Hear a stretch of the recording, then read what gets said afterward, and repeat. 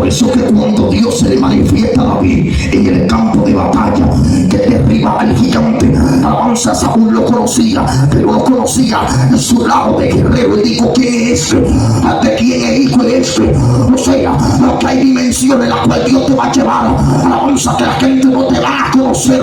Hay cosas que Dios va a hacer en tu vida que la gente se va a quedar perplejo, la gente se va a quedar mirando, y ese era fulano, aquel que un día, alabanza, no era nadie, que nadie te conocía, que nadie te hacía el coro.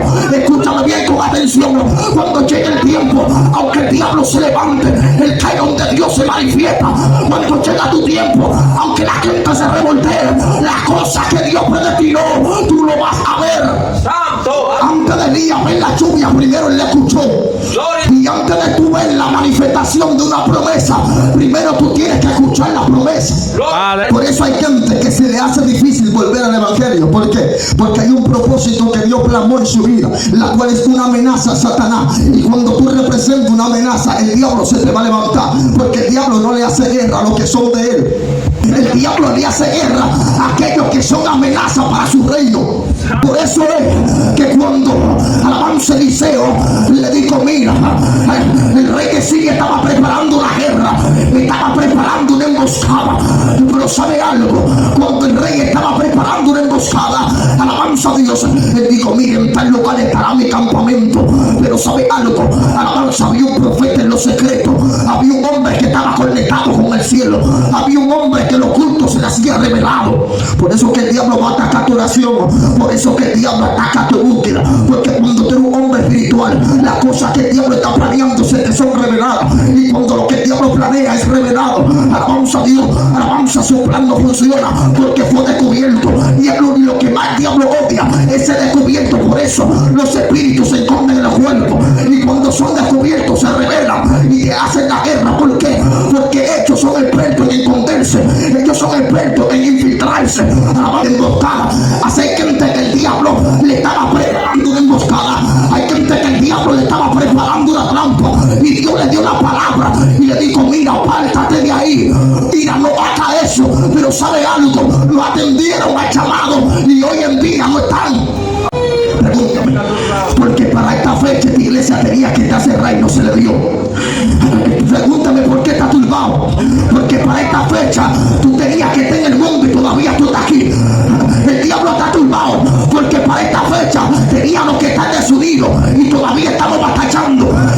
El diablo está turbado porque él planeó algo en el secreto que se fue revelado en los mundos. Lo que pasa es que hay un cerco que te rodea, hay una cobertura que te rodea, que si tú te sales de esa cobertura te van a salir, te van a sacar de combate, te van a sacar del ciclo de batalla. Lo que Dios no sabe es que mientras más te oprimen, más gente sale de ti. Mientras más te hace la guerra, más fortaleza Dios te da. Mientras más tú atacas, alabanza, más fuerte tú eres. Porque un guerrero no se hace fuerte si no pelea. Si un guerrero no pelea, no tiene experiencia. Y si tú no tienes experiencia en la guerra, pues tú eres un soldado novato. Ser un soldado de excelencia, tú tienes que tener una trayectoria, su nombre. Para tú ser soldado de excelencia, tú tienes que saber manejarte en la guerra. Y para tú aprender a manejarte en la guerra, pues tú tienes que pelear. Nadie aprende a pelear si no pelea.